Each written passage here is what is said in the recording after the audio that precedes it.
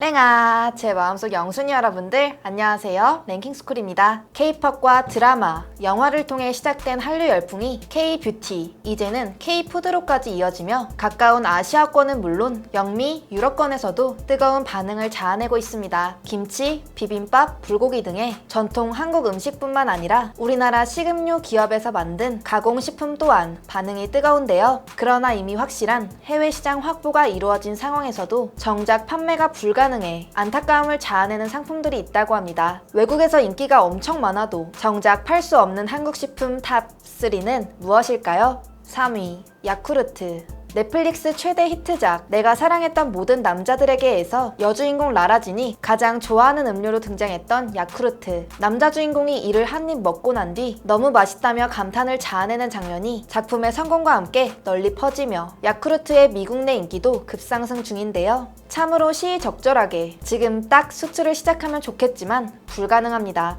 이유는 무엇일까요? 사실 한국 야쿠르트의 전신은 일본 기업 야쿠르트 혼샤의 유산균 발효 기술을 들여와 1969년 설립된 합작회사 한국 야쿠르트 유업입니다. 지금도 한국 대 일본 61.8대 38.2의 지분으로 구성되어 있는데요. 당시 일본 야쿠르트 본사는 합작회사를 설립하는 계약 조건에 일본 야쿠르트 기술이 반영된 제품으로 해외 진출을 하지 않는다는 해외 수출 금지 항목 조항을 포함. 이로 인해 한국 야쿠르트는 현재까지 국내는 물론 해외 시장에서 뜨거운 반응을 자아내고 있는 주력 제품 야쿠르트 수출을 비롯한 해외 사업을 독자적으로 진행할 수 없는 상황에 놓여 있습니다. 설립 후 40년 가까운 시간 동안 수출길이 아예 막혀 있는 것과 마찬가지인데요. 해당 계약 조건이 더 이상 적용되지 않더라도 한국 야쿠르트의 지분을 40% 가깝게 소유하고 있는 일본 야쿠르트 본사가 존재하는 한 사실상 한국 야쿠르트 브랜드를 사용한 해외 진출 가능성은 거의 희박하다고 볼 수 있습니다. 이에 한국 야쿠르트는 2012년 라면 사업 부문으로 법인 분리한 기업 팔도를 통한 해외 수출 창구를 마련 중이라고 합니다. 그 중에서도 특히 팔도라면 도시락이 극동미 시베리아 지역에서 시장 점유율 1위를 차지하는 쾌거를 이루며 막혀있던 해외 수출에 대한 갈증을 해소하는 데 일조했죠. 그러나 한국 야쿠르트 입장에서는 이미 별도의 사업체가 된 팔도 제품보다 수십 년간 노력을 기울인 유산균 연구를 바탕으로 탄생한 다양한 야쿠르트 제품의 해외 수출을 더 염원하고 있을 텐데 정말 아쉬울 것 같습니다.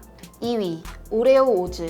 마트나 편의점에 가면 쉽게 접할 수 있는 오레오 시리얼 버전 오레오 오즈. 그러나 그동안 오레오 오즈를 구할 수 있는 나라는 전 세계에서 우리나라가 유일했다는 사실 알고 계셨나요? 아시다시피 오레오 오즈는 미국에서 건너온 시리얼 제품입니다. 미국 현지 대형 식품 제조업체이자 오레오 쿠키를 최초로 선보인 제조업체로 잘 알려져 있는 크래프트 하인즈사가 미국 유명 시리얼 회사 포스트와 손잡고 자체 개발한 상품으로 1998년 판매와 유통을 시작함과 동시에 미국 본토는 물론 전 세계적으로 인기를 얻은 바 있죠. 그러나 2007년 협력사 크래프트가 사업 부진을 이유로 포스트 시리얼 사업권을 다른 기업에 매각했고, 이에 오레오 쿠키 레시피를 사용할 수 없게 된 포스트 역시 자연스럽게 오레오 오즈 생산권을 잃게 됐습니다. 그렇게 역사 속으로 사라질 위기에 놓여있던 오레오 오즈. 그러나 뜬금없게도 동양의 작은 나라 바로 우리나라에서는 생산이 가능했습니다. 이는 식품 제조기업 동서식품 덕이었는데요. 당시 동서식품은 앞서 소개한 크래프트사와 주식회사 동서가 합작해 세운 회사로 크래프트사의 제품을 독자적으로 생산할 수 있는 권리를 보유하고 있었습니다. 게다가 포스트와도 시리얼 라이센스 계약을 맺고 있었기 때문에 갑자기 오레오즈를 생산할 수 있는 세계 유일한 업체가 된 것인데요. 이 소식이 SNS를 타고 널리 퍼지면서 그야말로 난리가 났습니다. 일부 외국인 관광객들은 한국 대형마트에 들러 오레오즈를 싹쓸이하기도 했고, 아마존 등의 미국 온라인몰에서는 오레오즈가 판매 가격 4배 이상을 호가하는 3, 4만 원대에 거래되기도 했죠. 추억의 맛을 한국에서 다시 찾게 됐다며 감동의 눈물을 흘리는 사람들까지 있었으니 딱 이때 동서식품에서 오레오우즈 해외 수출을 시작했다면 엄청난 매출을 기록했을지도 모릅니다. 그러나 안타깝게도 동서식품이 보유한 오레오우즈 상표권과 판매 권한은 국내에만 한정돼 있어 전 세계 소비자들의 염원과 달리 해외로 수출할 수 없었습니다. 그리고 올해 6월부터는 미국 포스트사가 오레오우즈의 오리지널 버전을 생산 재개하면서 한국 특산품이라는 별명도 내려놓게 됐다고 하네요. 1위, 커피 믹스. 1인당 하루 평균 한 잔 이상의 커피를 마시는 한국인들의 남다른 커피 사랑, 상권에 형성된 카페 매장의 수만 봐도 답이 나오죠. 그렇다고 원두커피만 선호하는 건 아닙니다. 우리나라는 전 세계 인스턴트 커피 소비 분야에서도 1위를 달리고 있는데요. 그도 그럴 것이 사실 커피 믹스는 우리나라가 원조입니다. 앞서 소개한 동서식품에서 봉지 하나에 1회 분량을 섞어 넣는 아이디어를 떠올려 1인분 포장 스타일의 커피 믹스를 세계 최초로 개발, 30년이 넘는 시간 동안 우리나라 직장인들에게 커피 한 잔의 여유를 선사하고 있죠. 몇 해 전부터는 국내를 넘어 외국인들에게 커피 맛의 신세계를 열어주고 있다는데요. 우리나라를 찾는 외국인 관광객들의 필수 구매 품목 1순위에 꼽히는 것은 물론 국내에서 근무하는 동남아 지역의 외국인 노동자들 역시 자국으로 돌아갈 때 커피 믹스를 박스채 사가 선물하는 게 일종의 유행처럼 번지고 있다는 후문입니다. 이 밖에도 원두커피 원산지로 유명한 남미에서까지 뜨거운 호응을 얻고 있다는데 유튜브에서도 우리 커피 믹스를 맛보고 찬사를 연발하는 외국인들의 모습을 어렵지 않게 볼 수 있죠. 정식 수출을 하기도 전에 이미 입소문을 타며 상당한 규모의 간접 수출 시장이 형성된 상황. 그러나 동서식품의 커피 믹스는 해외 수출이 불가능합니다. 바로 현재 사용 중인 맥심이라는 커피 브랜드의 소유권이 동서식품이 아닌 앞서 오레오즈를 최초로 개발한 미국의 글로벌 식품업체 크래프트사에 있기 때문인데요. 동서식품은